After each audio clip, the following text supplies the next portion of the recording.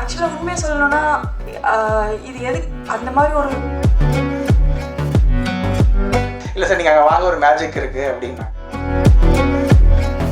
யாராக இருந்தாலும் நம்மளுக்கு தெரிஞ்ச ஒரு கதை ஒரு ஃப்ரெஷ்ஷாக ஆரம்பிக்கலாமே அப்படின்னு தான் இருப்பாங்க. நான் அவங்கள்ட்ட டென்ஷனாக கேட்டு இது என்ன சீன் எடுக்க போகிறோம், இங்கே பக்கத்தில் எடுத்துக்கலாம்ல, அங்கே போகணும் அப்படின்னு நான் கேட்குறேன்.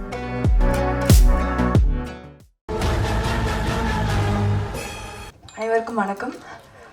பத்திரிகையாளர் நண்பர்களுக்கும் கேமரா வாயிலாக பொதுமக்களுக்கும் இந்த படத்தை அறிமுகப்படுத்துறதுக்கு நான் ரொம்ப பெருமகிழ்ச்சி அடைகிறேன். அண்ட் என்னோடய ஃபோன் கால் அழைப்பை எடுத்து நிதிலன் சார் இங்கே வந்திருக்காரு, ரொம்ப நன்றி. ஏன்னா ஃபுல்லாக டீமாக இருக்கும்போது அவர் மட்டும் தான் தனி கெஸ்ட்டாக உட்காந்துருக்காரு, அது எவ்வளோ கஷ்டம்னு எனக்கு தெரியும். ரொம்ப நன்றி சார். இப்போ மின்மினி அப்படின்னாவே நான் சிலுக்கருப்பட்டி முடிச்சுட்டு ஒரே ஒரு ரேடியோ இன்டர்வியூவில் சொன்னேன் மின்மினி பற்றி. அது வந்து சங்கர் சார் வரைக்கும் போய் ரீச் ஆகி சங்கர் சார் தான் வந்து அவர் எதிர்பார்க்குற 5 படங்களில் மின்மினியும் ஒன்றுன்ட்டு ஒரு இன்டர்வியூவில் சொல்லியிருந்தார். ஸோ அதுலேருந்து எல்லாருமே கேட்ச் பண்ணி மின்மினி வந்து அவர் தான் சொல்கிறாரு கேமராவில், இந்த மாதிரி சின்ன வயசு பசங்க சின்ன வயசில் எடுத்துகிட்டு அவங்க வளர்கிறதுக்காக வெயிட் பண்ணி செகண்ட் ஆஃப் எடுக்கிறாங்க, அந்த படத்துக்காக வெயிட் பண்ணுறேன் அப்படின்னு சங்கர் சார் ஒரு இதில் சொல்லியிருந்தார். ஸோ அதுலேருந்து இந்த படத்தோட யூஎஸ்பியாவே அதுவாக இருக்குது. இந்த மாதிரி இந்த சின்ன எடுத்துகிட்டு வெயிட் பண்ணி எடுக்கிறீங்களே அந்த படமா அப்படி கேட்பாங்க.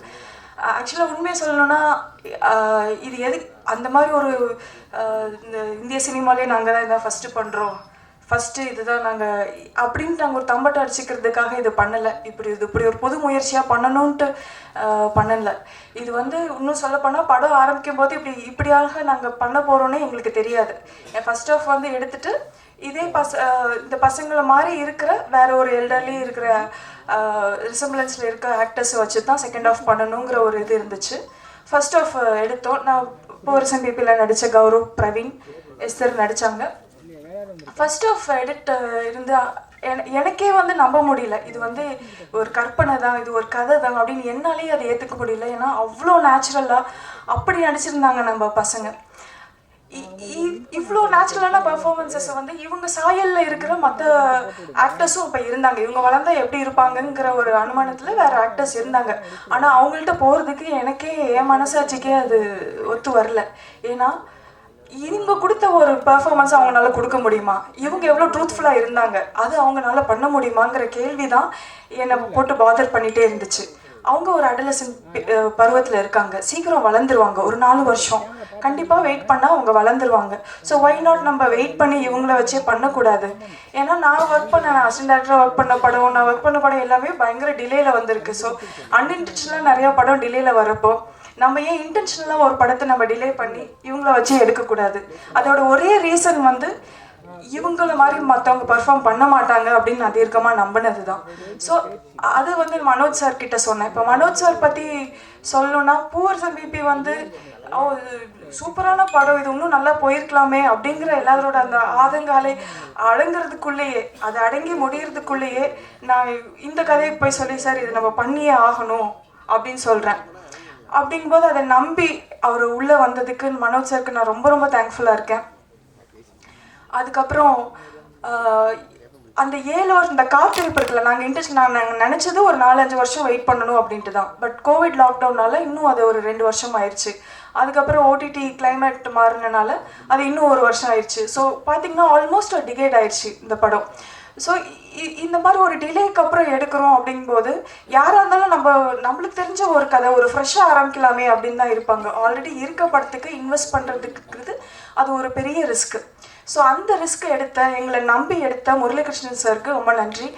மனோஜ் சார் சொன்ன மாதிரி அவர் ஆல்ரெடி இந்த மாதிரி அவர் லைன் ப்ரொடியூசிங்லாம் ஃபாரினில் பண்ணிட்டு இருந்தனால லடாக்கில் ஷூட் பண்ணுறது ரொம்ப ரொம்ப கஷ்டம். ஏன்னா ஃப்ளைட் டிக்கெட்ஸ்லேருந்து எல்லாமே அங்கே ரொம்ப ரொம்ப எக்ஸ்பென்சிவ். ஸோ அங்கே அதை ஃபெசிலிட்டேட் பண்ணி கொடுத்ததில் அவர் பங்கு நிறையாவே இருக்குது. அப்புறம் இந்த படத்தை அங்கே நான் லடாக்கில் ஷூட் பண்ணுறதுக்கு பார்த்தீங்கன்னா நான் ஒரு 2-3 மாதம் தங்கி இருந்து தான் நான் எல்லா விஷயத்தையும் அங்கே இருக்கிற நிறையா க்ரூ காஸ்ட் எல்லாம், ஏன்னா அங்கே ஒரு ஃபிலிம் மேக்கிங் கம்யூனிட்டி இருப்பாங்க. ஸோ அங்கே ஒரு ஆர்ட் டைரக்டர் இருந்தாங்க, அங்கே ஒரு லைன் ப்ரொடியூசர், அங்கே இருக்க அசிஸ்டன்ட் டைரக்டர்ஸ், ஸோ அங்கே இருக்க ஆக்டர்ஸ், அந்த மாதிரி அங்கே விஷயங்கள் எல்லாமே நான் எடுத்துக்கிட்டேன். அதுக்கு எனக்கு ஸ்டான்சன் இருந்தார், குர்மித் இருந்தாங்க.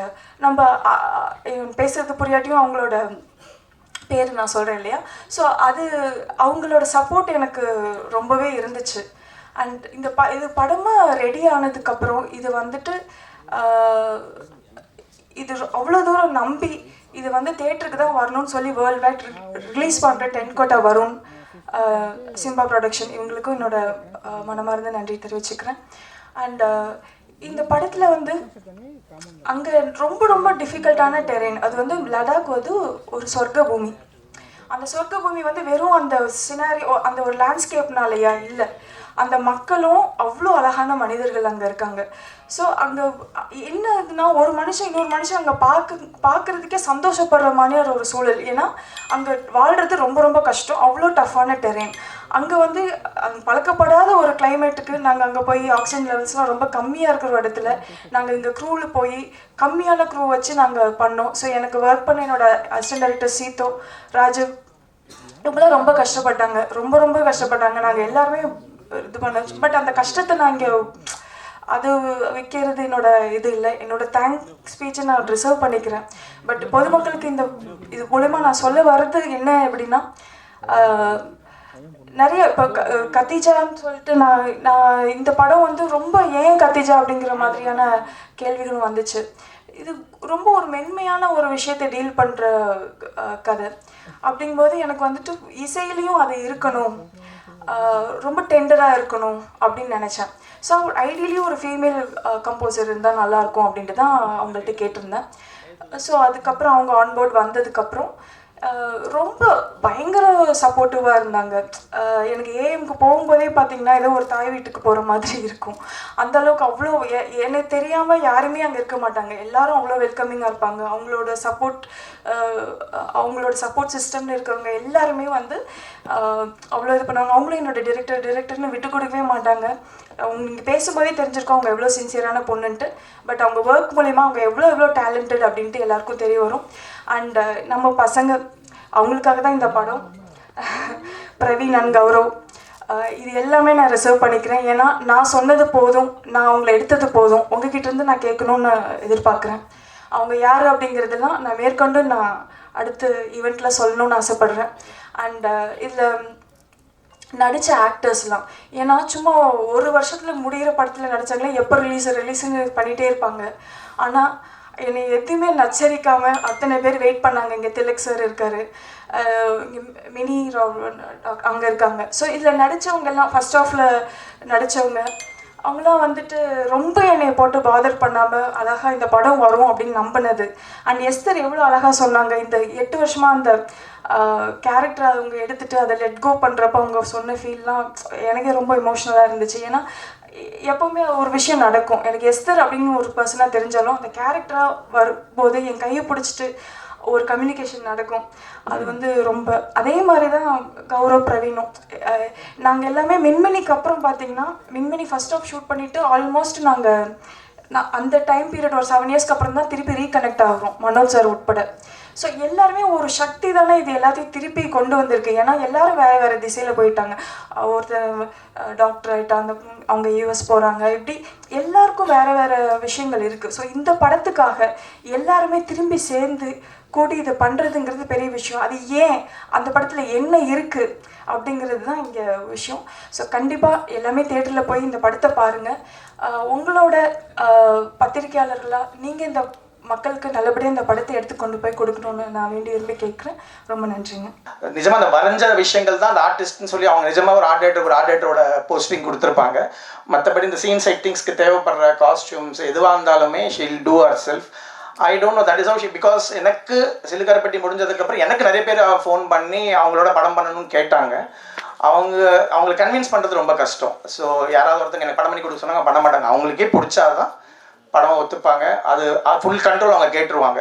இப்போ பட்ஜெட்லாம் எதுக்கு நம்ம ஏன் இவ்வளோ காசுலாம் நம்ம கேட்கவே முடியாது. அவங்க சொல்லுவாங்க, சரி காஸ்டியூம்ஸ் ஏதோ ஒரு பெரிய பில்லு கேட்க போகிறாங்க நினச்சி நம்ம கேட்போம். அவர் 10,000 ரூபாய் கொடுங்க சார் அப்படின்வாங்க. போய் டெல்லிக்கு போயிட்டு இந்த படத்தோட ஃபுல் எல்லா காஸ்டியூமே ஒரு கடையில் போய் பார்த்து வாங்குற ஒரு டைப்பு.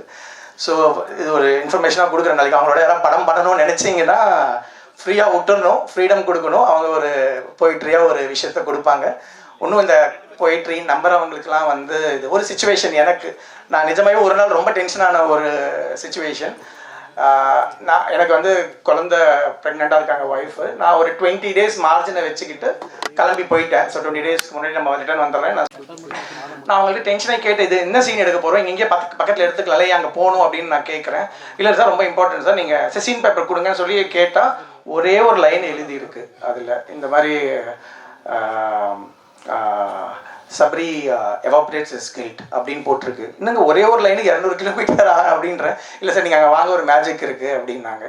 சரின்னு சொல்லிட்டு போயிட்டேன். என்னோட பேட் டைம் வந்து அங்கே இருக்கிற ஒரே ஒரு பிஎஸ்என்எல் டவரில் சிக்னலே இல்லை அன்றைக்கி.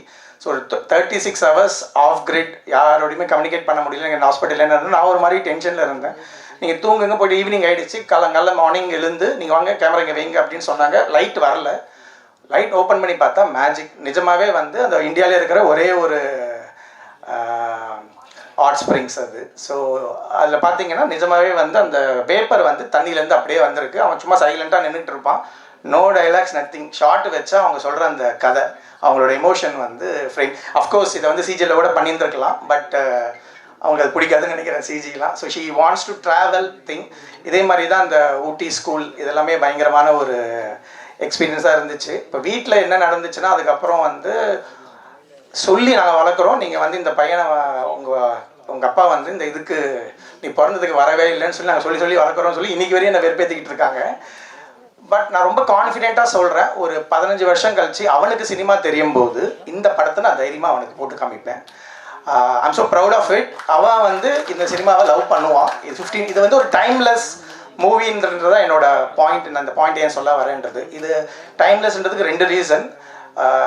ஒன்று வந்து இந்த படத்தோட ஃபர்ஸ்ட் ஆஃப், இது வந்து ஒரு ஆல்மோஸ்ட் ஒரு போர்டிங் ஸ்கூல். அதுவுமே ஒரு 100-150 வருஷம் ஒரு பிரிட்டிஷ் அந்த டைமில் கட்டின பிரீக் ஸ்கூல், அவங்களோட ஸ்கூலில் தான் இதை ஷூட் பண்ணோம். நீங்கள் இன்னும் ஒரு 100 வருஷம் கழிச்சு கூட அந்த ஸ்கூல் அப்படியே தான் இருக்கும். இந்த ஹிமாலயாஸ் நீங்கள் இன்னொரு 100 வருஷம் கழிச்சு கூட எதுவுமே மாறாது. இவங்களோட எமோஷன்ஸுமே, இந்த கதையில் இருக்கிற எமோஷன்ஸுமே இன்னைக்கு முடிஞ்சு நாளைக்கு போகிற மாதிரி ஒரு எமோஷன்ஸ் கிடையாது.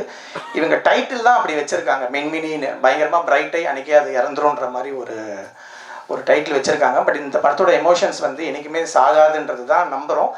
இந்த நம்பிக்கை எல்லாருக்கும் இந்த படம் முடிஞ்சோடனே வரும், எனக்கு மெசேஜ் எல்லாம் பண்ணுவீங்க அப்படின்றது தான். நான் ஒரு புக்கில் படித்தது தான். First of all natural light sources அப்படின்னு சொல்லிட்டு இந்த சினிமாட்டோகிராஃபி புக்கில் போட்டிருப்பாங்க.